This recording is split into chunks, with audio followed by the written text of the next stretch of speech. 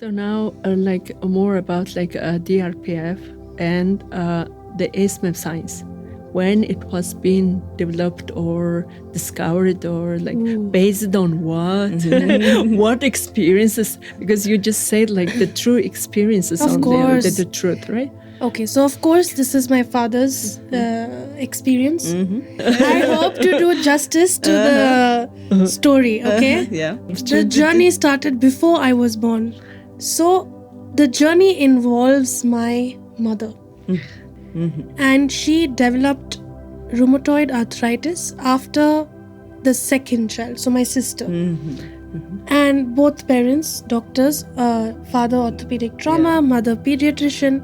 And at that time, the medicine for this diagnosis was anti-cancer drugs. And being doctors, they knew the side effects of it.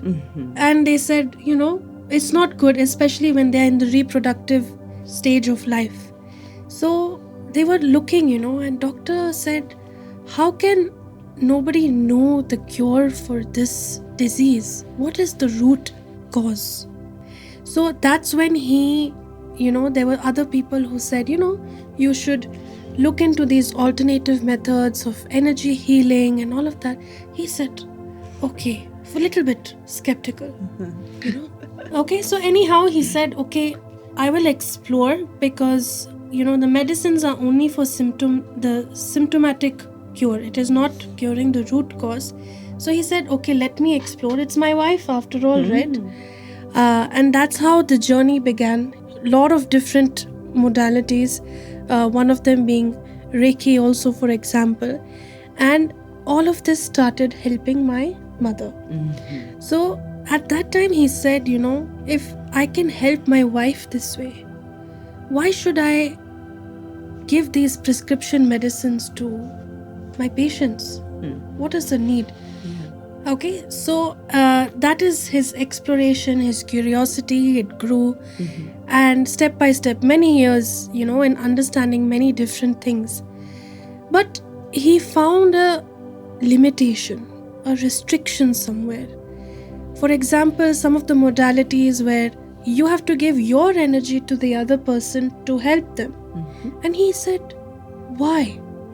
Why my energy to help them? They have the potential, right? Yeah.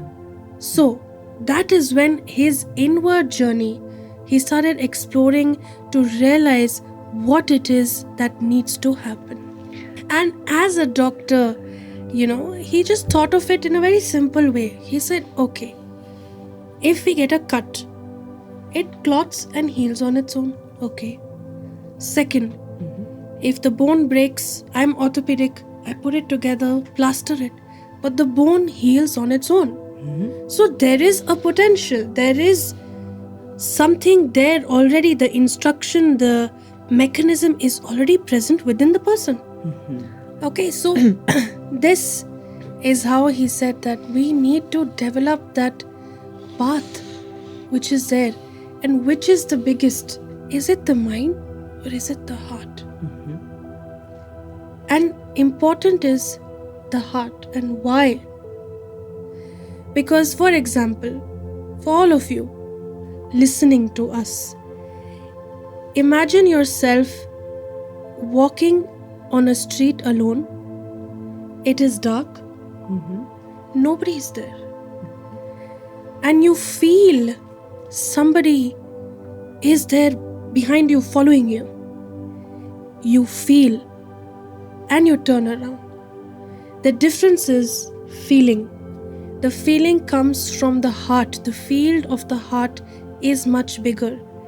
The brain, on the other hand, will only calculate based on seeing something or actually listening to something. Then it will say, okay, something is following you. And that is why the heart, the journey into the unknown anatomy of the heart, that is explored, right? Explored by Yes. One more example. Multiple choice question exam. Okay? And you're thinking, oh my gosh, what is this answer?